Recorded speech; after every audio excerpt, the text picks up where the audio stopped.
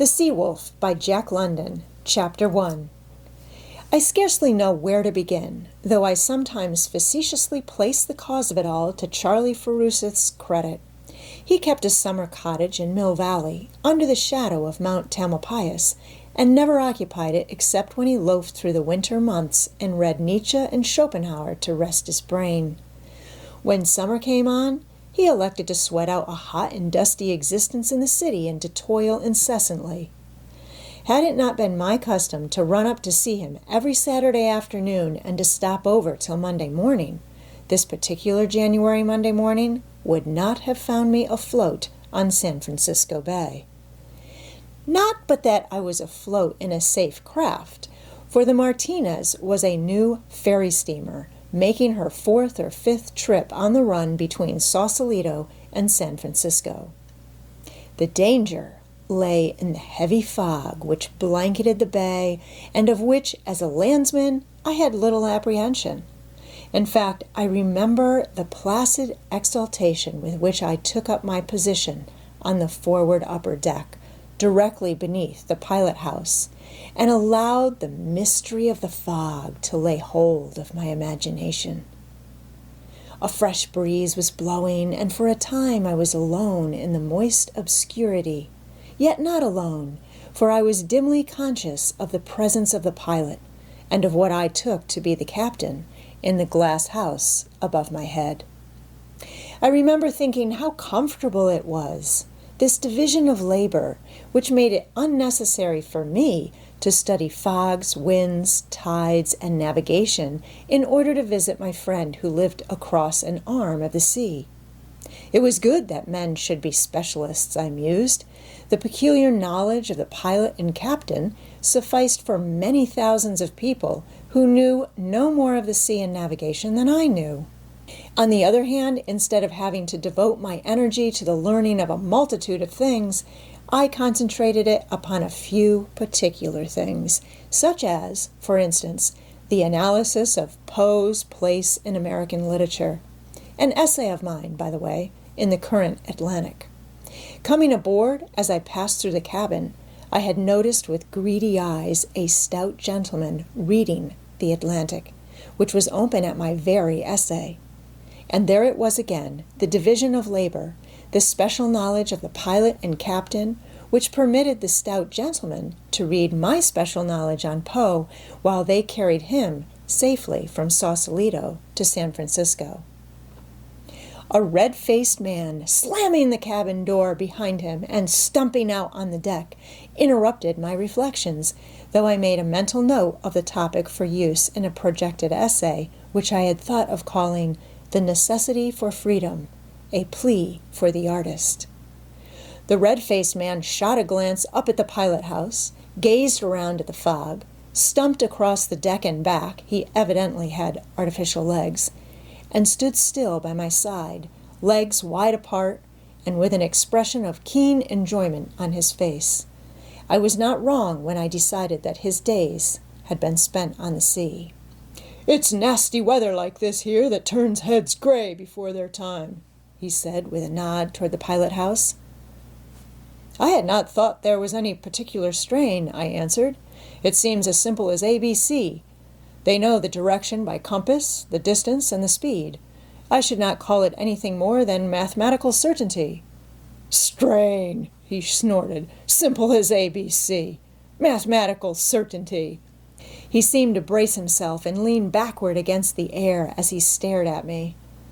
"How about this here tide that's rushing out through the Golden Gate?" he demanded, or bellowed rather. "How fast is she ebbing? What's the drift, eh? Listen to that, will you? A bell buoy, and we're atop of it. See him altering the course?" From out of the fog came the mournful tolling of a bell, and I could see the pilot turning the wheel with great rapidity. The bell, which had seemed straight ahead, was now sounding from the side. Our own whistle was blowing hoarsely, and from time to time the sound of other whistles came to us from out of the fog. "That's a ferry boat of some sort," the newcomer said, indicating a whistle off to the right. "And there, do you hear that? Blown by mouth. Some scow schooner, most likely. Better watch out, Mr. Schooner Man." "Ah, I thought so. Now hell's a-poppin' for somebody." The unseen ferry boat was blowing blast after blast, and the mouth-blown horn was tooting in terror-stricken fashion.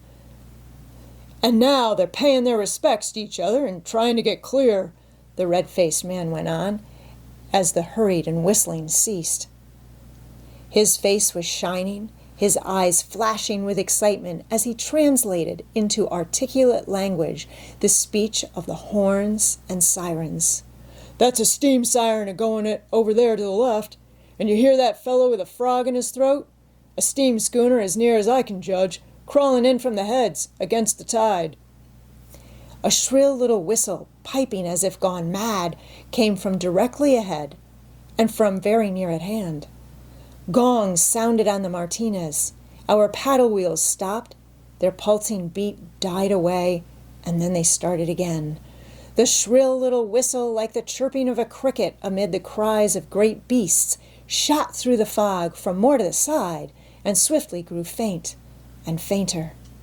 I looked to my companion for enlightenment. "One of them daredevil launches," he said.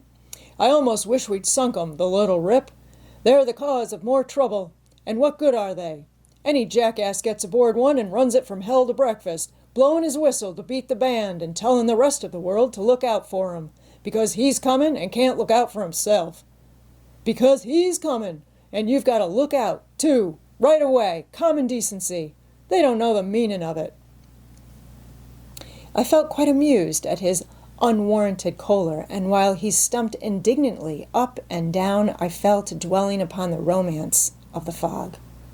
And romantic it certainly was, the fog, like the gray shadow of infinite mystery, brooding over the whirling speck of earth, and men, mere motes of light and sparkle, cursed with an insane relish for work, riding their steeds of wood and steel through the heart of the mystery, groping their way blindly through the unseen, and clamoring and clanging in confident speech, the while their hearts are heavy with incertitude and fear.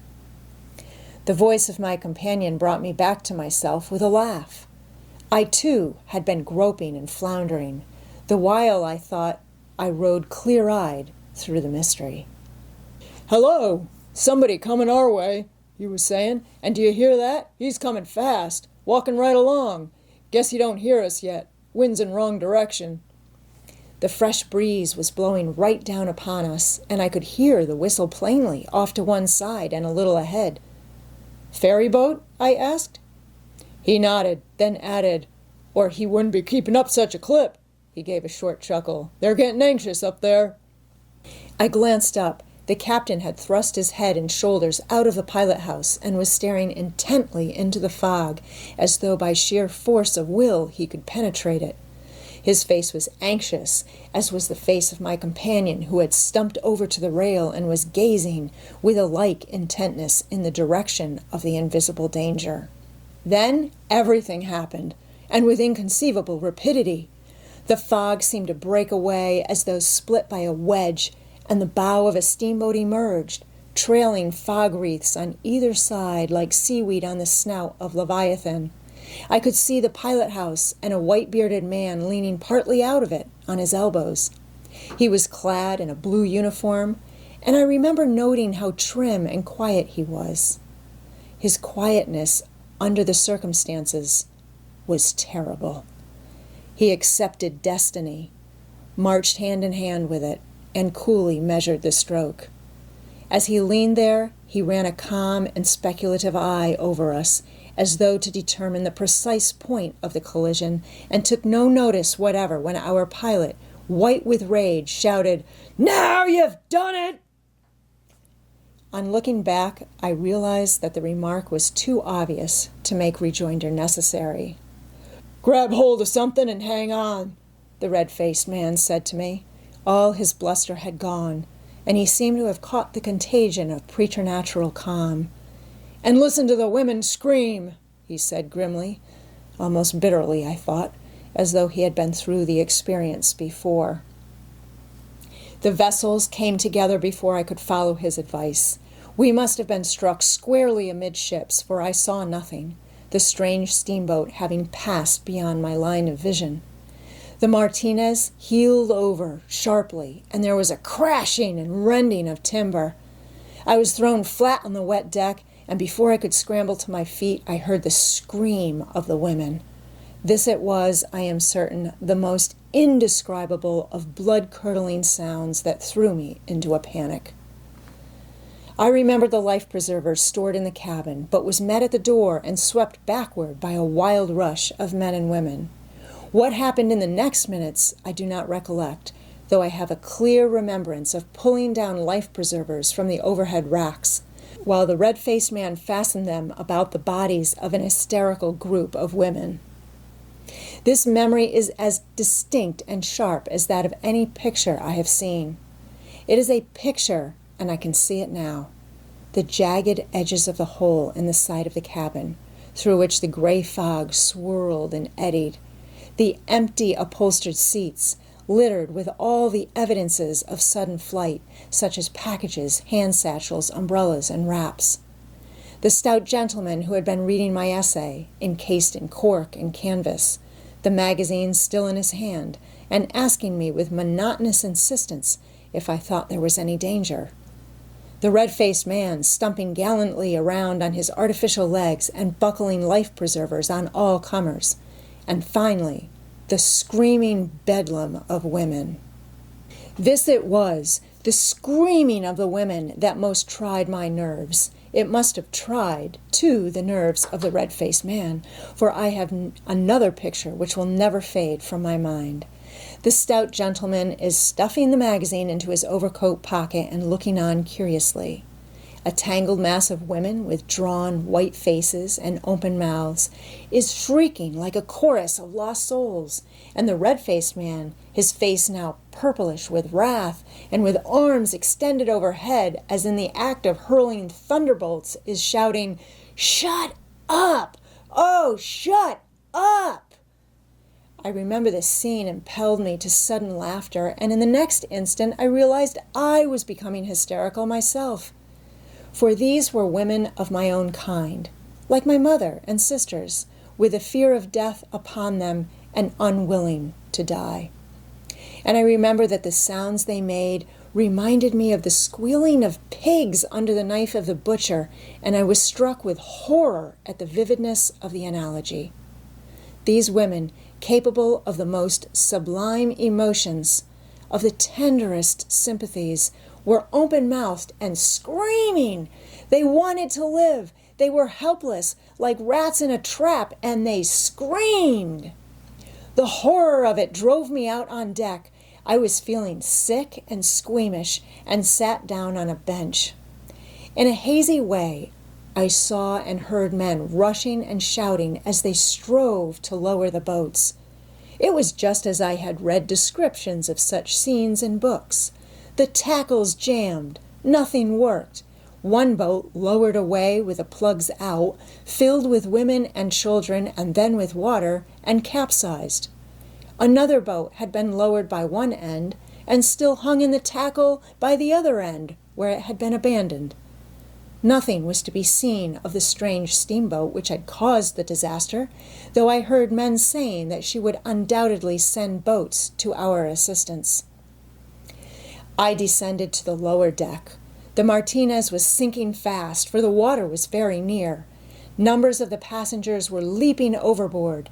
Others in the water were clamoring to be taken aboard again. No one heeded them. A cry arose that we were sinking. I was seized by the consequent panic and went over the side in a surge of bodies.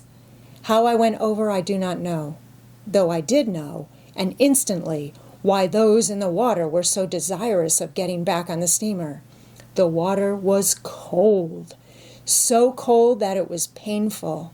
The pang as I plunged into it was as quick and sharp as that of fire. It bit to the marrow. It was like the grip of death. I gasped with the anguish and shock of it, filling my lungs before the life preserver popped me to the surface. The taste of the salt was strong in my mouth, and I was strangling with the acrid stuff in my throat and lungs. But it was the cold that was most distressing. I felt that I could survive but a few minutes. People were struggling and floundering in the water about me. I could hear them crying out to one another. And I heard also the sound of oars. Evidently, the strange steamboat had lowered its boats. As the time went by, I marveled that I was still alive. I had no sensation whatever in my lower limbs, while a chilling numbness was wrapping about my heart and creeping into it. Small waves with spiteful, foaming crests continually broke over me and into my mouth, sending me off into more strangling paroxysms. The noises grew indistinct, though I heard a final and despairing chorus of screams in the distance and knew that the Martinez had gone down. Later, how much later I have no knowledge, I came to myself with a start of fear. I was alone. I could hear no calls or cries, only the sound of the waves, made weirdly hollow and reverberant by the fog. A panic in a crowd which partakes of a sort of community of interest is not so terrible as a panic when one is by oneself, and such a panic I now suffered. Whither was I drifting? The red-faced man had said that the tide was ebbing through the Golden Gate. Was I, then, being carried out to sea?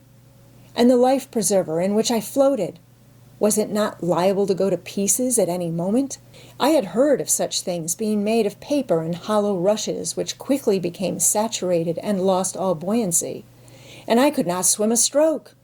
And I was alone, floating, apparently, in the midst of a gray primordial vastness. I confess that a madness seized me, and I shrieked aloud as the women had shrieked, and beat the water with my numb hands.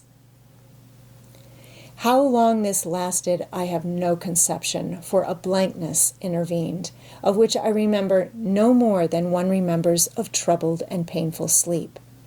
When I aroused, it was as after centuries of time, and I saw, almost above me and emerging from the fog, the bow of a vessel and 3 triangular sails, each shrewdly lapping the other and filled with wind. Where the bow cut the water, there was a great foaming and gurgling, and I seemed directly in its path. I tried to cry out, but was too exhausted. The bow plunged down, just missing me and sending a swash of water clear over my head. Then the long, black side of the vessel began slipping past, so near that I could have touched it with my hands. I tried to reach it, in a mad resolve to claw into the wood with my nails, but my arms were heavy and lifeless. Again, I strove to call out, but made no sound. The stern of the vessel shot by, dropping as it did so into a hollow between the waves, and I caught a glimpse of a man standing at the wheel and of another man who seemed to be doing little else than smoke a cigar. I saw the smoke issuing from his lips as he slowly turned his head and glanced out over the water in my direction. It was a careless, unpremeditated glance, one of those haphazard things men do when they have no immediate call to do anything in particular, but act because they are alive and must do something. But life and death were in that glance. I could see the vessel being swallowed up in the fog. I saw the back of the man at the wheel and the head of the other man turning, slowly turning, as his gaze struck the water and casually lifted along it toward me. His face wore an absent expression as of deep thought, and I became afraid that if his eyes did light upon me, he would nevertheless not see me. But his eyes did light upon me, and looked squarely into mine. And he did see me, for he sprang to the wheel, thrusting the other man aside, and whirled it round and round, hand over hand, at the same time shouting orders of some sort. The vessel seemed to go off at a tangent to its former course and leapt almost instantly from view into the fog. I felt myself slipping into unconsciousness and tried with all the power of my will to fight above the suffocating blankness and darkness that was rising around me. A little later I heard the stroke of oars growing nearer and nearer, and the calls of a man. When he was very near, I heard him crying in vexed fashion, "Why in hell don't you sing out?"